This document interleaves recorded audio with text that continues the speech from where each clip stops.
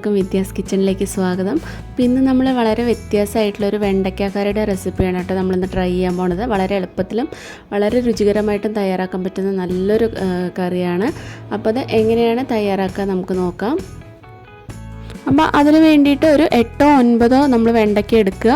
ഒരു മീഡിയം സൈസുള്ള വെണ്ടയ്ക്ക കേട്ടോ.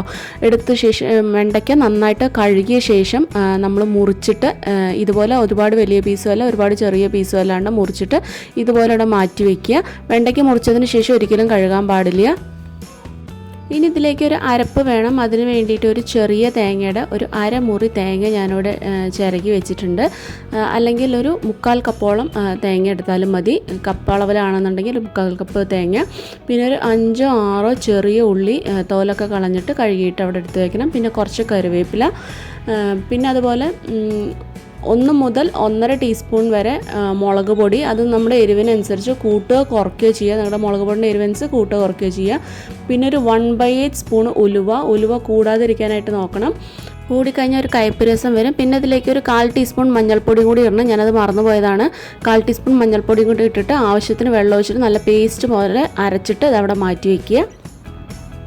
ഇനി ഒരു ചട്ടിയിൽ കുറച്ച് വെളിച്ചെണ്ണ ഒഴിച്ചു കൊടുക്കുക. നമുക്ക് ആ വെണ്ടയ്ക്ക് ഒന്ന് വഴറ്റിയെടുക്കണം. അതിൻ്റെ വഴുവഴുപ്പൊക്കെ ഒന്ന് വിട്ട് കിട്ടാനായിട്ട് നന്നായിട്ടൊന്ന് വഴറ്റിയെടുക്കണം. അപ്പോൾ ഒരു മീഡിയം ഫ്ലെയിമിൽ വെച്ചിട്ട് നമുക്കിത് നന്നായിട്ടൊന്നൊരു 4-5 മിനിറ്റ് ആകുമ്പോഴേക്കും തന്നെ നന്നായിട്ടൊന്ന് വഴണ്ട് കിട്ടും. അപ്പോൾ ഈ ഒരു രീതി ആവുന്നവരെ നമ്മളിതൊന്ന് നന്നായിട്ട് വഴറ്റിയെടുക്കുക. എന്നിട്ടത് മാറ്റി വയ്ക്കുക. ഇനി ആ സെയിം ചട്ടിയിലോട്ട് കുറച്ചും കൂടി വെളിച്ചെണ്ണ ഒഴിച്ചു കൊടുത്ത ശേഷം അതിലേക്ക് ഒരു വലിയ സവോള നീളത്തിലരിഞ്ഞതും 3-4 പച്ചമുളക് ഇതുപോലെ നീളത്തിലരിഞ്ഞതും അതുപോലെ ഒരു 8-10 ചെറിയ ഉള്ളി തോലൊക്കെ കളഞ്ഞിട്ട് കഴുകിയിട്ട് ഒന്ന് ജസ്റ്റ് ഒന്ന് കട്ട് ചെയ്തിട്ട് അതും കൂടി ഇട്ട് കൊടുക്കുക. കുറച്ച് കറിവേപ്പിലയും കൂടി ഇട്ട് കൊടുത്തിട്ട് ആ ഉള്ളിയൊക്കെ ഒന്ന് സോഫ്റ്റ് ആവുന്നവരെ, ആ പച്ചമുളകൊക്കെ വിട്ടിട്ടൊന്ന് സോഫ്റ്റ് ആവുന്നവരെ ഒന്ന് വഴറ്റിയെടുക്കുക. ഉള്ളിയുടെ കളറൊന്നും ഒരുപാട് ചേഞ്ച് ആവുമെന്ന് വേണ്ട, ജസ്റ്റ് സോഫ്റ്റ് ആവുന്നവരെ മാത്രം ഒന്ന് വഴറ്റിയെടുത്താൽ മാത്രം മതിയാവും. അപ്പോൾ ഉള്ളി ആയിട്ടുണ്ട്. ഇനി അതിനുശേഷം നമുക്കിതിലേക്ക് ചേർത്ത് കൊടുക്കുന്നത് 3 വലിയ തക്കാളി നീളത്തിൽ അരിഞ്ഞതും കൂടി ചേർത്ത് കൊടുക്കുന്നുണ്ട്. ഇതും കൂടി ചേർത്ത് കൊടുത്ത ശേഷം നന്നായിട്ടൊന്ന് വഴറ്റിയെടുക്കുക. തക്കാളി നന്നായിട്ട് ഉടഞ്ഞ് പോവൊന്നും വേണ്ട. അത്യാവശ്യം അതിൻ്റെ ഒരു പച്ച മണമൊന്ന് മാറി കിട്ടിയാൽ മാത്രം മതി കേട്ടോ. അതുവരെ ഒന്ന് വഴറ്റി കൊടുത്താൽ മാത്രം മതി. ഒന്ന് ജസ്റ്റ് ഒന്ന് ഉടഞ്ഞ് കിട്ടിയാൽ മാത്രം മതി കേട്ടോ. അപ്പോൾ ആ ഒരു രീതിയാവുന്നവരെ ഇതൊന്ന് നന്നായിട്ടൊന്ന് വഴറ്റി കൊടുക്കുക. അപ്പോൾ തക്കാളി ചെറുതായിട്ടൊന്ന് വഴറ്റി കഴിഞ്ഞ് കഴിഞ്ഞാൽ നമ്മൾ നേരത്തെ വഴറ്റി വെച്ചിട്ടുണ്ടായിരുന്ന വെണ്ടയ്ക്ക് നമുക്കിതിലേക്ക് ചേർത്തി കൊടുക്കാം. എന്നിട്ടത് എല്ലാം കൂടി ഒന്ന് നന്നായിട്ടൊന്ന് മിക്സ് ചെയ്യുക. നന്നായിട്ടൊന്ന് മിക്സ് ചെയ്ത ശേഷം നമ്മൾ നേരത്തെ അരച്ച് വെച്ചിട്ടുണ്ടായിരുന്ന ആ തേങ്ങയുടെ അരപ്പ് നമുക്കിതിലേക്ക് ചേർത്ത് കൊടുക്കാം. ഇതിനൊപ്പം നമുക്ക് എത്രയാണ് വെള്ളം ആവശ്യം വെച്ചാൽ അതിനനുസരിച്ച് നമുക്ക് വെള്ളം കൂടി ഈ മിക്സർ ജാറിൽ ഒഴിച്ചിട്ട് ചേർത്ത് കൊടുക്കാം കേട്ടോ. അപ്പോൾ ഇളം ചൂടുള്ള വെള്ളം വേണം കേട്ടോ ചേർത്ത് കൊടുക്കാനായിട്ട്. പച്ചവെള്ളം ചേർത്ത് കൊടുക്കരുത്. ഇളം ചൂടുള്ള വെള്ളം അല്ലെങ്കിൽ നല്ല തിളച്ച വെള്ളം ഒഴിച്ചു കൊടുത്താലും കുഴപ്പമില്ല. അപ്പോൾ ആവശ്യത്തിനുള്ള ഒന്ന് ജസ്റ്റ് ഒന്ന് ഇളക്കി നോക്കുക. എന്നിട്ട് ആവശ്യത്തിനുള്ള വെള്ളം ഒഴിച്ചു കൊടുക്കുക. ഞാൻ ആദ്യം ഒരു 1-1.5 കപ്പോളം വെള്ളം ഞാൻ ഇതിലേക്ക് ചേർത്ത് കൊടുത്തിട്ടുണ്ട് കേട്ടോ. കാരണം ഇതൊന്ന് നന്നായിട്ട് ഇങ്ങനെ തിളച്ചൊക്കെ വരുമ്പോഴേക്കും ഒന്നും കൂടെ വീണ്ടും കുറുകി വരും. അപ്പോൾ അതിനനുസരിച്ച് നമ്മൾ വെള്ളം ചേർത്ത് കൊടുക്കുക.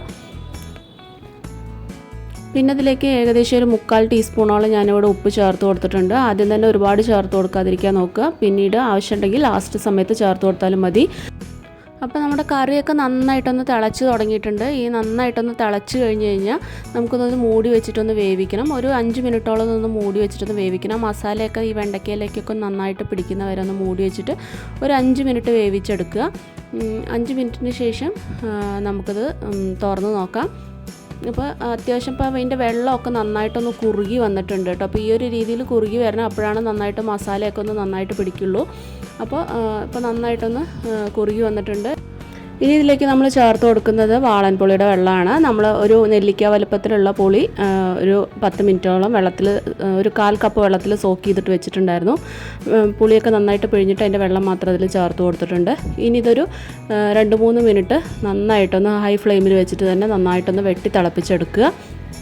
ഇപ്പം നമുക്ക് വെള്ളം പോരാ തോന്നുന്നുണ്ടെന്നുണ്ടെങ്കിൽ നല്ല തിളച്ച വെള്ളം ഈ സമയത്ത് ചേർത്ത് കൊടുക്കുക. അതുപോലെ നന്നായിട്ടൊന്ന് തിളച്ച് കഴിഞ്ഞ് കഴിഞ്ഞാൽ നമ്മൾ ഇതിലേക്ക് ഈ സമയത്ത് ഉപ്പ് നോക്കുക. ഉപ്പ് പോരാന്നുണ്ടെങ്കിൽ ഈ ഒരു സമയത്ത് ഉപ്പും ചേർത്ത് കൊടുക്കാം. എന്നിട്ട് നന്നായിട്ടൊന്ന് തിളപ്പിച്ച് ഒരു 2-3 മിനിറ്റ് നന്നായിട്ടൊന്ന് വെട്ടി തിളപ്പിച്ച് കഴിഞ്ഞാൽ നമുക്കിത് ഫ്ലെയിം ഓഫ് ചെയ്ത് വയ്ക്കാം. എന്നിട്ട് നമുക്കിതിലേക്ക് വറുത്തിടാനായിട്ട് ചീഞ്ചട്ടി വെച്ചിട്ടുണ്ട്. അതിലേക്ക് കുറച്ച് വെളിച്ചെണ്ണ ഒഴിച്ച് കൊടുത്തിട്ടുണ്ട്. കുറച്ച് കടുക് ഇട്ട് കൊടുത്തിട്ടുണ്ട്.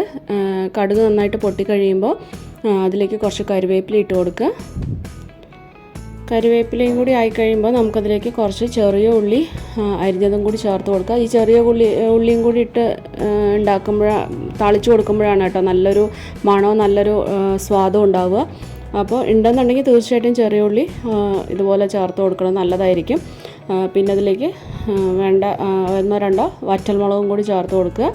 ചെറിയ ഉള്ളിയുടെ കളറൊക്കെ ഒന്ന് ചേഞ്ചായി വരുമ്പോൾ, ചെറിയ ബ്രൗൺ കളറായി വരുമ്പോൾ ഫ്ലെയിം ഓഫ് ചെയ്തിട്ട് നമുക്കിത് ചൂടോട് തന്നെ നമ്മുടെ കറിയിലേക്ക് കൊട്ടി കൊടുക്കാം. അപ്പോൾ നല്ല ടേസ്റ്റി ആയിട്ടുള്ളൊരു കറിയാണ്.